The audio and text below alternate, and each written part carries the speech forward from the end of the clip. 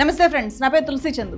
Vizag steel factory గురించి మొత్తం research చేసిన తర్వాత ఏపీ పొలిటీషియన్స్ మీద నమ్మకం పూర్తిగా పోయింది. ఈ స్టీల్ ఫ్యాక్టరీని వాళ్ళు కాపాడుతారు అనే 1% హోప్ కూడా నాకు కనిపించలేదు. అయినా సరే నేను ఎందుకు ఈ వీడియో మీ ముందు పెడుతున్నాను అంటే ఆంధ్రప్రదేశ్లో ఉండే విద్యార్థులు, యువత కోసం, జెన్ జీ మీకోసమే. మీకు ఖచ్చితంగా ఇది తెలియాలి అని చెప్పి ఇదంతా మీ ముందు పెడుతున్నా. నేను ఇంకో స్టేట్మెంట్ కూడా మీ ముందు పెడుతున్నా. రీసెర్చ్ చేస్తున్నప్పుడు నాకేమనిపించింది అంటే తెలంగాణకు అమరవీరుల స్తూపం కానీ, తెలంగాణ అస్తిత్వం కానీ ఎలాంటిదో, తమిళనాడుకు తమిళ భాష ఎలాంటిదో, ఆంధ్రప్రదేశ్ రాష్ట్రానికి వైజాగ్ స్టీల్ ఫ్యాక్టరీ కూడా అలాంటిదే. తెలంగాణలో కానీ తమిళనాడులో కానీ ఆత్మగౌరవం ప్రమాదంలో పడితే, కేంద్రం ఏదైనా తేడా చేస్తే అక్కడి సమాజం, అక్కడి యువత నిద్రపోదు, కేంద్రాన్ని నిద్రపోనివ్వదు, అంతా ఏకమైపోయి పోరాడతారు.